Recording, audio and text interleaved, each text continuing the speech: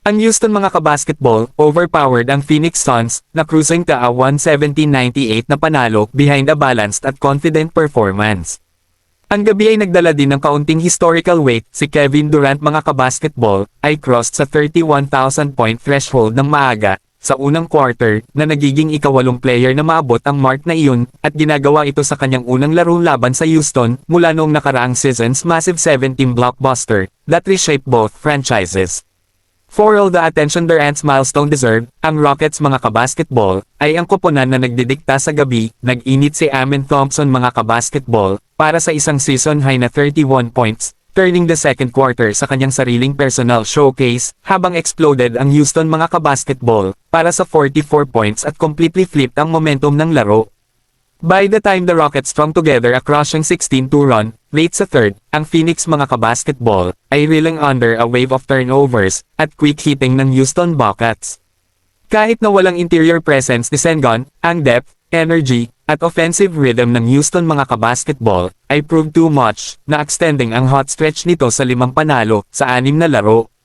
Ang historical milestone ni Durant mga kabasketball, 28 points sa 11 of 17 shooting, upang maabot ang 31,000 career points, ay isang paalala na kahit nasa yugtong ito, ng kanyang karera, maaari siyang mag-score efficiently without breaking a sweat. Hindi niya kailangan ng ika-4 na quarter at barely needed the ball upang iwanan ang kanyang imprint. Ang isang pair ng early free throws mga kabasketball, ay got him rolling, at isang smooth na mid-range jumper, ang nagtulak sa kanya sa rare statistical territory.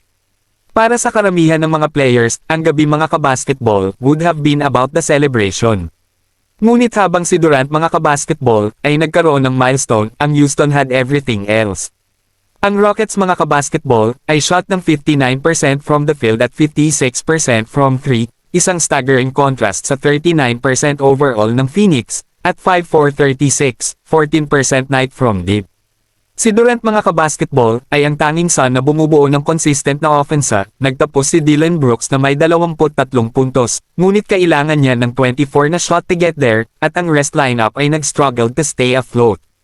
Maikling itinayo ng Phoenix ang isang 9-point lead early, ngunit sustained efficiency ang Houston, 45 of 76 shooting at 25 assists, kept the game tilted for the final 3 quarters.